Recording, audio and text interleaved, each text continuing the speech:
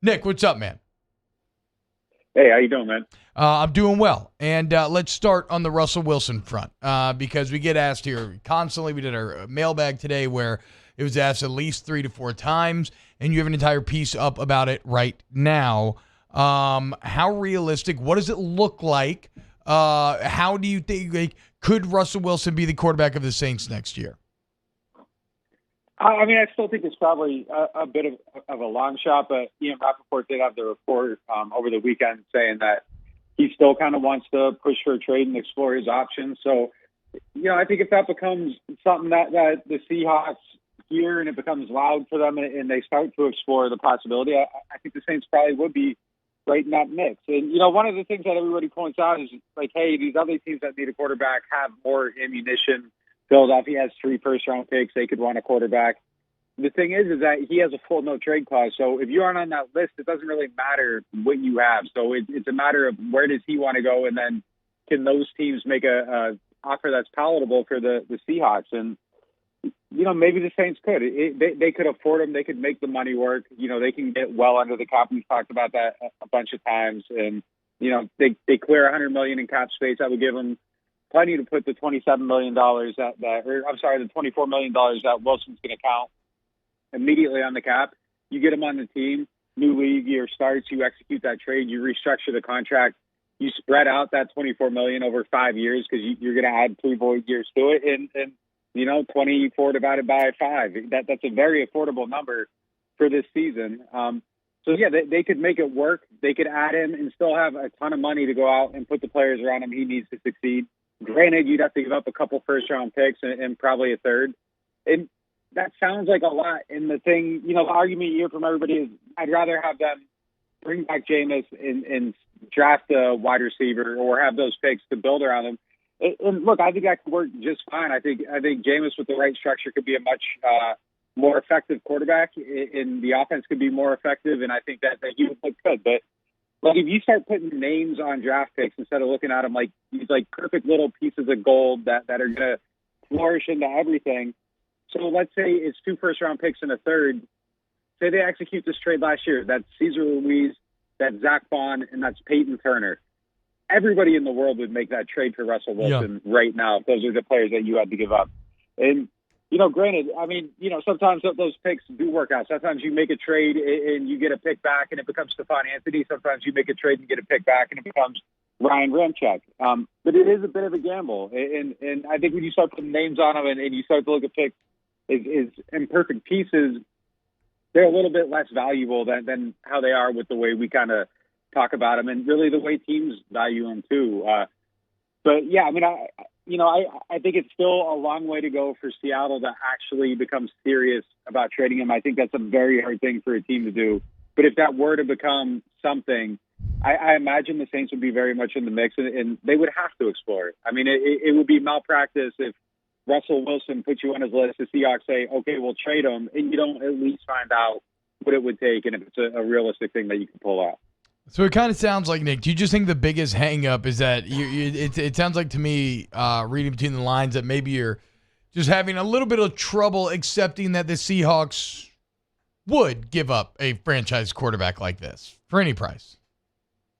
Yeah, I mean, they're rare. He's going to be, 34. So, I mean, he still probably realistically has 4 or 5 really good years left the way quarterbacks are aging. I mean, that kind of gives you a long window to build around them. And when Breeze was around that age, the Saints were kind of in their doldrum era a little bit. And then, they opened up their window and had 3 really good chances to win a Super Bowl. So, I think if the Seahawks were to stick it out, it might take a year or 2 to kind of get on the other side of this. But, if you could keep him around and extend his contract and keep building around him, you're going to have another really good window. And as long as you have that quarterback that can win you games that you win games because of, you always have a chance of being a contender. And you're much closer.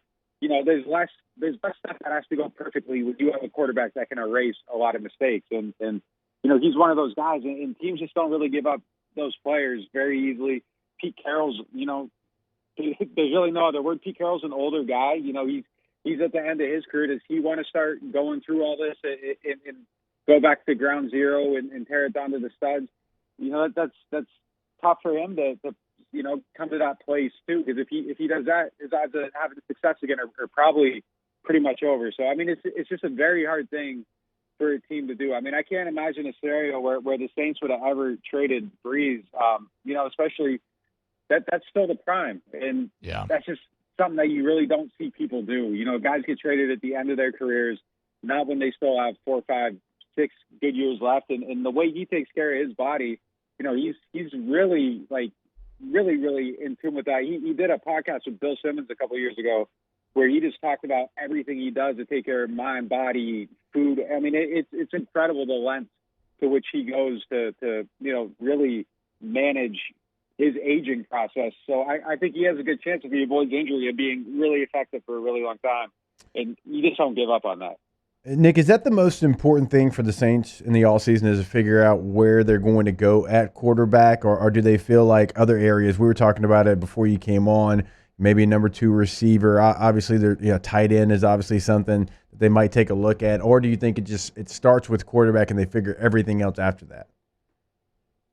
I think it kind of has to start with quarterback. And, one of the things that I hear from people I talk to that are around the team and that is that, one of the things that they talk about is, kind of solving the problem at quarterback this offseason. And it could be bringing back Jameis. But, I mean, it is a problem until you have somebody in that position. And, look, Jameis could be very affordable or he could become expensive. It's an odd situation there, too, because if he has nobody else that wants to give him an opportunity to be a starter, I don't really see how his price tag goes up because he's going to choose a situation where he can start and get back to the market in a year if there are no other options. And he could max out if he has a good year. But if he has other suitors and that price goes up, how do you value him? At what point do you say, like, all right, we'll figure it out with him or this is too much money? So it is something that they're going to have to navigate. And I think, yeah, absolutely. I think that's the number one issue. And, it's funny you said number 2 wide receiver.